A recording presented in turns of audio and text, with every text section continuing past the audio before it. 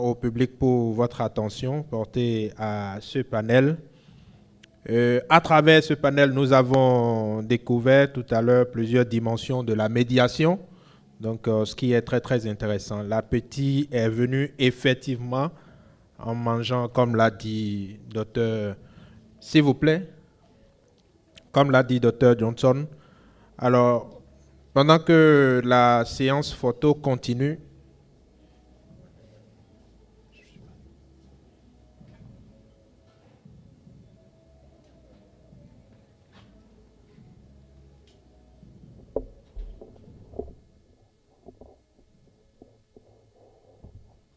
voilà, merci. C'est bon, merci. Merci beaucoup de les ovationner. Merci beaucoup.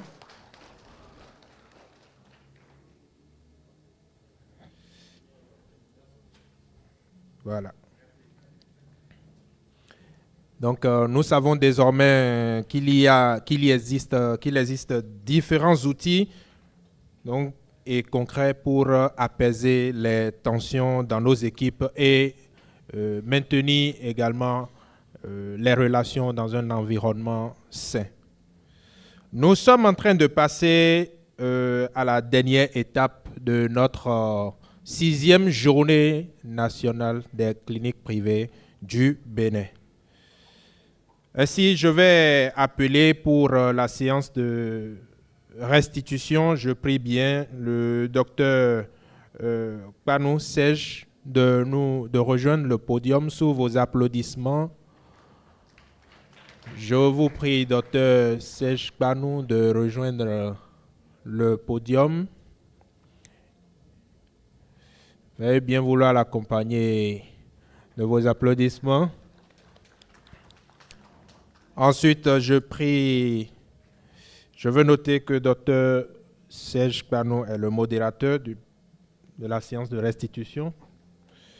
Je prie respectueusement Dr Talon de bien vouloir rejoindre le podium. Madame Konder également.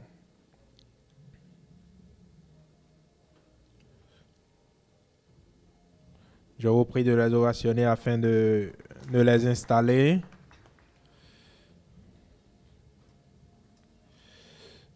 Je prie également Dr Souintor de rejoindre le podium. Merci beaucoup pour l'applaudissement. Si Dr Lafia Machoudou est parmi nous, je le prie sincèrement de nous rejoindre. Merci beaucoup de l'applaudir afin qu'il rejoigne le podium. Et Dr Sojido Alvik, sous vos applaudissements, nous voulons installer cette équipe de 6 qui va nous faire la restitution de ces 6e journée nationale des cliniques privées du Bénin. Docteur Serge Panou, je vous laisse la parole.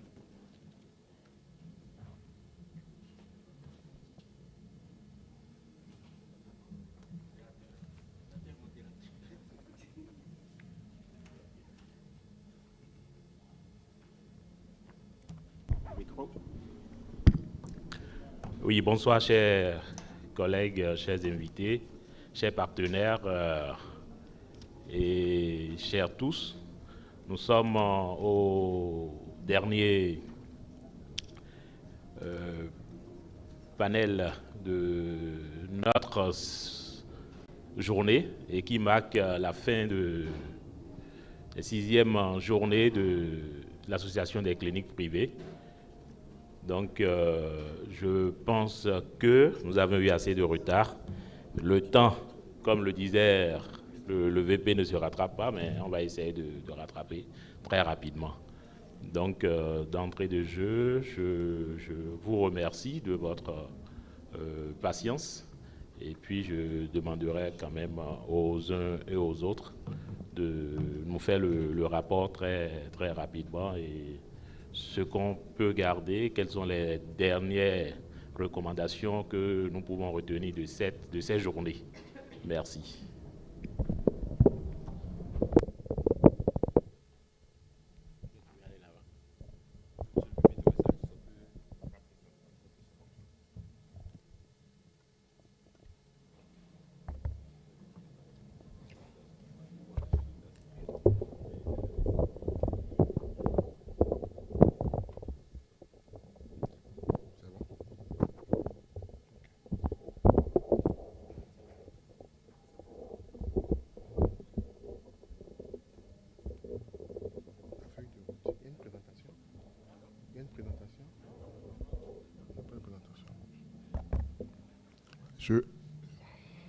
Rebonjour à tous. Je vous remercie à nouveau pour votre présence pendant ces 2 derniers jours et plus globalement pour cette semaine. Alors, je suis Dr Alvix Odiedo, secrétaire général, et je vais faire la synthèse des 6e journées nationales des cliniques privées du Bénin. C'est bon?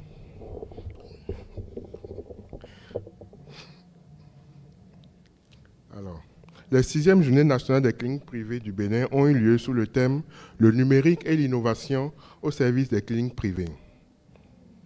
Elles se sont tenues du 11 au 16 mai 2026 en 2 parties. Le programme s'est articulé en 2 phases. 4 jours de formation pratique du 11 au 14 mai, suivi de 2 jours de plénière scientifique au Palais des Anges de Fidjourset où nous sommes. Les formations pratiques se sont déroulées en 4 sessions qui ont ciblé différentes catégories de personnel, à savoir les aides-soignants, les infirmiers, les sages-femmes, le personnel d'accueil. Ces formations, animées par des experts du domaine, visaient une application immédiate dans les cliniques membres et ont été très plébiscitées. La journée du 14 mai s'est conclue par l'Assemblée générale ordinaire de la CPB qui a eu lieu en ligne. En ce qui concerne les plénières qui ont démarré hier, la conférence inaugurale, modérée par le Dr Podjedo, a posé le numérique comme axe stratégique urgent. Les défis identifiés sont les inégalités d'accès aux soins, la faible interconnexion des structures, la gestion encore largement manuelle et la sous-exploitation des données. La représentante du représentant résident de l'OMS a présenté les apports du numérique, équité, aide au diagnostic, imagerie, analyse prédictive et meilleure gouvernance. Elle a réaffirmé la disponibilité de l'OMS à accompagner le Bénin dans la formation et le renforcement de l'interopérabilité. La première table ronde s'est appesantie sur le thème de l'interopérabilité et sous la modération du docteur Embarka, cette table ronde a mis en évidence les obstacles majeurs: logiciels fermés, absence de standardisation, multiplicité des outils de collecte et insuffisance des ressources humaines qualifiées. Malgré l'existence de SNINX depuis 1990 et de la plateforme DHIS2 depuis 2014, les données restent peu exploitables. Les solutions proposées s'articulent en 3 piliers: respect des standards internationaux, adoption d'une architecture nationale et mise en place d'une gouvernance centrale garante de conformité. Des solutions hors connexion avec synchronisation différée ont été proposées pour pallier les coupures électriques et la faible connectivité. Le message clé retenu, c'est que l'interopérabilité n'est pas un luxe et la sécurité n'est pas une option. Les ateliers qui ont suivi ont proposé des solutions numériques en accompagnement avec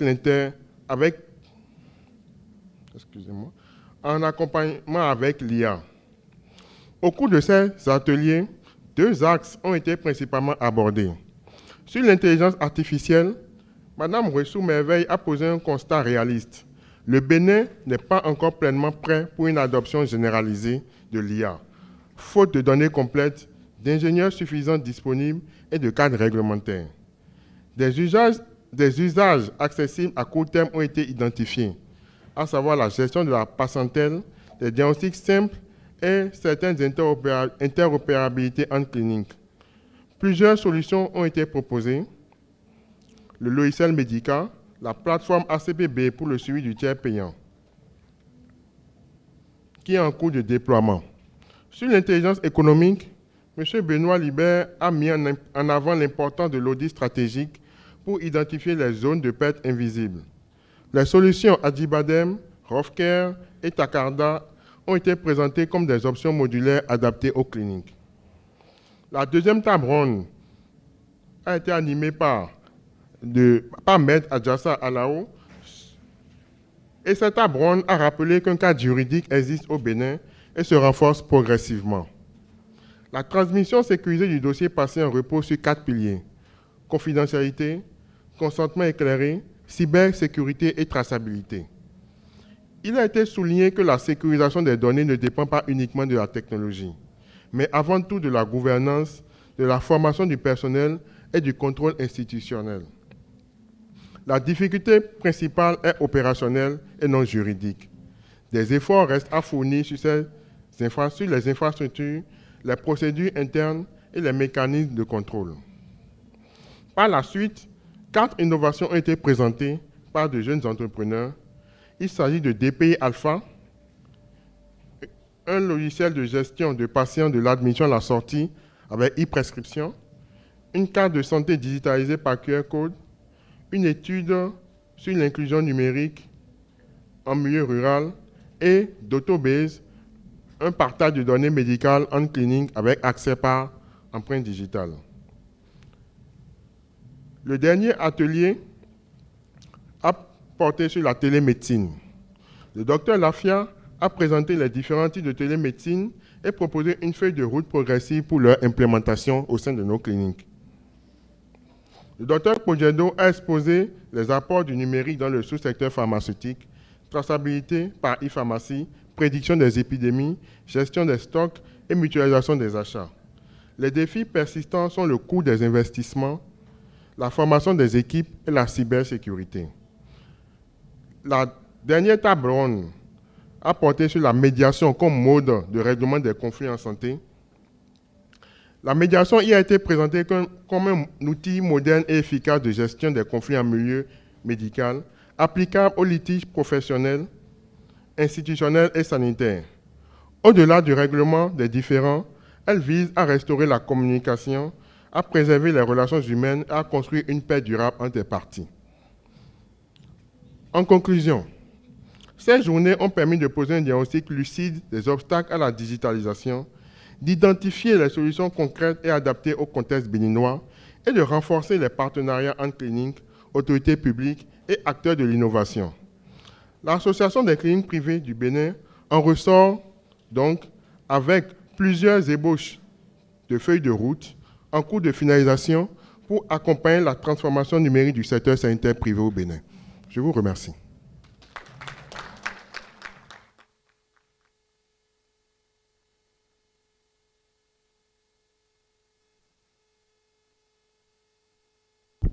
Merci SG pour ce résumé qui nous met déjà sur les pas en sortant d'ici.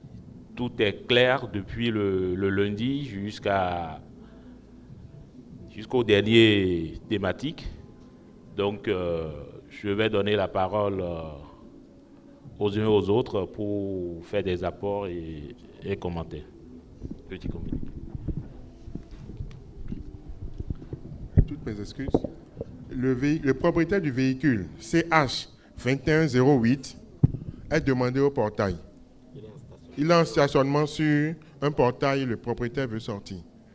Véhicule CH 2108.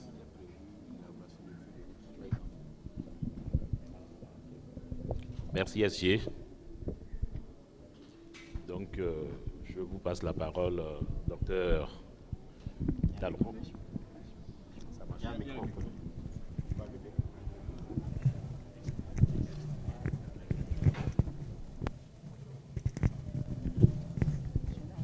Allô. Bonjour à tous. Il nous a été rappelé les différents défis posés et des propositions déjà pour des actions.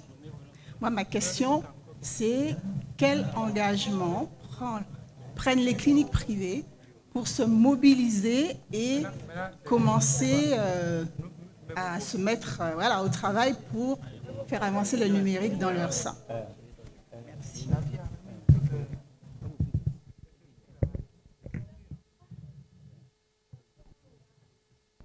Oui.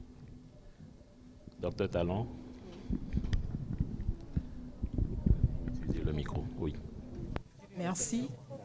Moi, j'ai des mots de remerciement surtout pour tout le temps et l'énergie déployée pour l'organisation de ces journées. Des mots d'encouragement aussi pour tout ce qui reste à faire, parce que le chemin est encore long et certainement difficile. Donc, nous savons que seul, on va vite, mais ensemble, on va loin. Donc, je vous encourage à continuer ensemble le plus longtemps et le plus loin possible. Merci.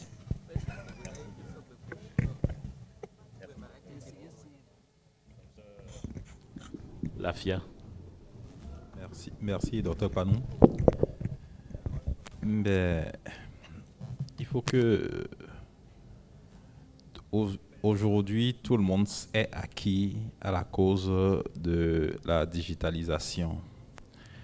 C'est une technologie en fait qui est en train de transformer notre métier et qui va transformer le métier de façon durable. Et tout un chacun de nous ici devons être des acteurs. Et donc, je nous invite tous à prendre des engagements pour que dans un futur proche, la digitalisation soit une réalité dans chacune de nos cliniques. Et comme je le dis, c'est beaucoup de moyens, certes. Il faut commencer tout petit. On n'est pas tenu d'avoir tous les moyens qu'il faut actuellement. Et c'est d'où l'intérêt en fait d'une feuille de route. Progressivement, on va y arriver. Il faut de la volonté, il faut un leadership. Et je pense que tous ici présents, nous l'avons déjà. Merci. Merci, docteur Lafia. Bien, nous avions bien écouté. Quel engagement pouvons-nous prendre, nous, cliniques privées? Les remerciements et encouragements, car le chemin est long, difficile. Mais ensemble, seuls, on va vite, mais ensemble, on ira plus loin. La technologie transforme nettement nos prestations, nos modes de vie, nos modes de fonctionnement. En ces mots, je vais donner la parole au président Sorintor pour apporter des éléments de réponse. Merci, président. Merci beaucoup. Et surtout, envisager la fin, parce qu'on commence à avoir faim.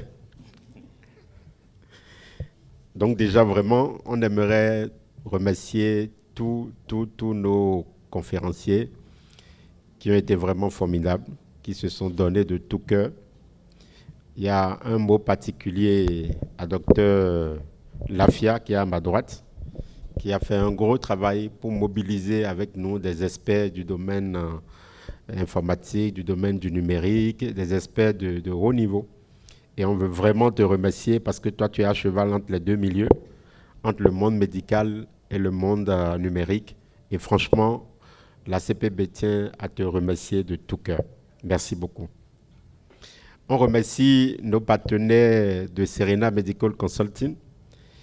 Et comme vous le voyez, ils sont à la même table que nous parce que c'est des partenaires avec qui la CPB a noué une relation durable pour nous appuyer dans différents domaines, pour nous appuyer non seulement dans l'accompagnement sur le plan institutionnel, l'accompagnement dans les réflexions stratégiques, dans le choix des orientations, mais aussi au-delà de ces journées, dans beaucoup d'autres possibilités. Parfois, nous-mêmes, en tant que médecins, on a besoin d'un appui sur le plan scientifique, on a besoin d'un voyage pour éventuellement aller apprendre davantage.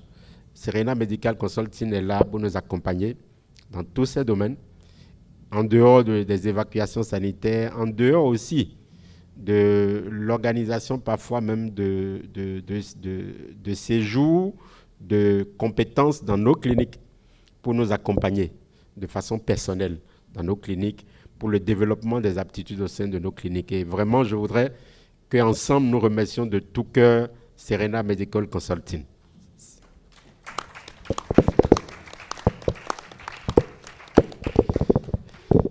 Nous avons beaucoup d'autres partenaires et on aura l'occasion de les remercier tout à l'heure pendant qu'on sera en train de manger. Et on ne va pas oublier le ministère de la Santé, l'OMS, qui nous ont accompagnés et qui montrent réellement que le secteur privé occupe une place de choix dans leur cœur. Et nous voulons que cela se traduise encore davantage, que ça quitte le cœur, que ça vienne dans la main, dans les actions. Bon, je jette un pavé dans la mare de Dr Seyon qui est encore ici, mais je sais que vous nous portez chèrement au cœur. Merci beaucoup. Je voudrais d'abord délibérer, puisque nous avons eu un vote tout à l'heure, on va choisir les deux premiers. On a eu au total 65 suffrages exprimés. Et sur les 65 suffrages, nous avons eu le premier, c'est Doto Beza. Doto Beza a eu 33 sur 65. Et ensuite, deuxième, c'est Mademoiselle Benon, Mouchedat, qui a eu 16 points. Troisième, Mademoiselle Boukari, 10 points. Et quatrième, Dopa Soft, qui a eu 6 points. C'est les résultats exprimés. Comme on l'a dit, donc les deux premiers seront primés lors de notre soirée de gala tout à l'heure. Si vous n'avez pas encore payé pour la soirée de gala, si vous voulez assister réellement à la remise des trophées, il faut aller au secrétariat. Et bon, c'est même pas cher. Hein. Ou bien, est-ce que c'est cher? C'est même pas cher. Si vous ne nous avez pas encore soutenus, c'est l'occasion encore d'aller là-bas et de remettre un petit quelque chose pour nous soutenir, pour vous inscrire pour la soirée de gala qui va être pleine de surprises. Beaucoup de surprises. Donc, essayez de vous inscrire pour découvrir ces surprises. Et enfin, j'aimerais clôturer en annonçant le thème. Je vais d'abord répondre. Pardon, j'ai oublié de répondre à l'engagement. Il n'y a pas de questions, il n'y a plus de questions. Oui? Parlez vite. Oui? Oui? Parce que depuis toujours, j'assiste à des journées nationales des cliniques privées. Oui? Mais cette année, j'ai constaté qu'il y a de l'innovation, comme le thème aussi l'a dit. Donc, il faudrait que je vous en félicite en tant que président du conseil d'administration. Donc,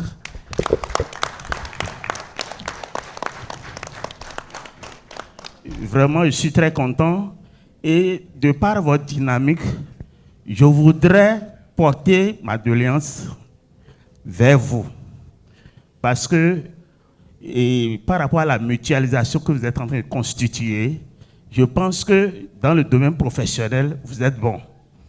Maintenant, le sujet que vous avez abordé durant tout le long de cette journée, je pense que c'est basé sur quelque chose. Le côté finance. Qu'est-ce que vous avez pu faire ou bien qu'est-ce qui est en train d'être fait pour que les cliniques puissent avoir accès au financement à moins de coût ou à un taux pratiquement zéro pour ne pas dire, afin de pouvoir quand même vous suivre dans vos pas. Parce qu'il y a certains cliniques qui sont déjà au pas. Même s'ils ne sont pas au pas, ils sont déjà à un niveau donné. Mais pour que tout le monde puisse avoir accès ou répondre à la digitalisation telle que vous êtes en train de dire, tout ceci se base sur des moyens. Il faut le matériel à tous les niveaux, et tel que vous êtes en train de vous comprenez déjà plus que moi. Donc, sur ce côté-là, quelles sont les institutions financières auxquelles vous êtes rapprochés pour que cela puisse profiter à tous les membres de la CPB pour qu'on puisse vraiment former une mutualisation? Merci. Merci beaucoup, M. Akwesson. Merci, vous avez posé beaucoup de belles questions. Et c'est comme si vous êtes rentré dans notre esprit parce que le thème des 7e journées abordera également tout cela. Mais avant cela déjà, et si vous étiez souvent à certaines de nos réunions, à certaines de nos assemblées générales, vous avez vu, on a invité des institutions bancaires qu'on a écoutées. On a même invité certaines institutions. On est allé même jusqu'à des sociétés d'investissement. On a invité des grands groupes d'investissement pour les écouter. Beaucoup de possibilités existent, mais ces possibilités ne peuvent se matérialiser que si on réussit à bien se mutualiser. Si vous vous rappelez, l'année dernière, on a parlé des freins sociologiques à la mutualisation. On a parlé des choses qui nous bloquent. Parce que, par exemple, aujourd'hui, pour qu'un groupe financier vous fasse confiance, il y a un certain nombre d'indicateurs. Il y a un certain nombre d'indicateurs, et lorsque ces indicateurs ne sont pas ouverts, même si ils vous accompagnent sur le plan financier, vous aurez des taux extrêmement élevés. Et donc, il faut trouver des moyens en notre sein pour réussir à limiter les risques, la part du risque, à limiter la part du risque. Les institutions ne sont pas pareilles, les institutions ne sont pas les mêmes, ils n'ont pas les mêmes histoires, on n'a pas le même vécu par rapport aux banques. Parce que ça encore, c'est autre chose. Parce que parfois, entre nous, l'historique de chacun vis-à-vis des banques est différent. Ce qui fait que même si vous allez en groupe, la banque essaiera toujours de disséquer les dossiers et de les étudier au cas par cas. Donc l'objectif pour nous, c'est réellement parce qu'on a eu aussi, on a parlé tout à l'heure des coûts cachés dans la conférence sur l'intelligence économique. Parfois, nous allons chercher de l'argent. Mais parfois, il faut d'abord voir par où on perd de l'argent. Parfois, nous allons plus vite. Nous allons trop vite. Alors que parfois, si on fait un bon diagnostic de notre système, on va déjà voir qu'est-ce qui nous fait perdre de l'argent. On va déjà voir sur quelles choses on dépense alors que c'est inutile. Et lorsqu'on fait ce bon travail, le jour où on te donne l'argent, cet argent est vraiment utile. Mais si tu ne fais pas ça, on va te donner de l'argent, ça va tomber dans un panier, exactement comme de l'eau versée dans un panier. Donc voilà, c'est tout cela que les 7e journées vont aborder. Mais je vais d'abord répondre à la question par rapport à l'engagement, par rapport à la feuille de route. Avant ces journées, on avait élaboré un projet de feuille de route. Mais ces journées nous ont permis encore de comprendre que ce projet n'est pas encore bien ficelé. Et nous avons la chance, comme j'ai dit, d'avoir des spécialistes avec nous. À la fin, nous allons mettre en place une feuille de route, voir dans quelle mesure l'ACPB va accompagner les structures dans un cadre mutualisé, fait déjà le diagnostic de l'existant sur le plan de la numérisation, sur le plan du digital. Qu'est-ce qui existe déjà? Qu'est-ce qu'on peut améliorer en fonction des moyens et des capacités de chaque clinique? Parce que c'est ça.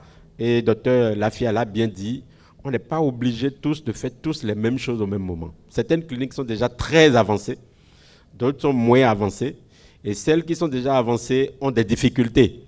Quelles sont les difficultés pratiques qu'ils ont? Il faut qu'on fasse un diagnostic approfondi et voir maintenant quelle solution l'ACPB avec les spécialistes peut apporter. Mais je profite pour dire, nous demandons beaucoup à l'ACPB. Nous tous, nous demandons beaucoup à l'ACPB. Mais l'ACPB, c'est qui? C'est vous et moi. Je ne sais pas si vous me comprenez. Le conseil d'administration de l'ACPB, on n'est pas salarié. On est des bénévoles. Tout ce que nous faisons, nous le faisons sur notre temps de travail. Et nous prions pour que l'association puisse avoir suffisamment de moyens pour être en mesure de recruter des spécialistes. Mais pour avoir les moyens, il faut déjà commencer à payer nos cotisations. Parce que parfois, il y a des cliniques qui ne payent pas leurs cotisations. Pour organiser ces journées, nous avons demandé un effort supplémentaire.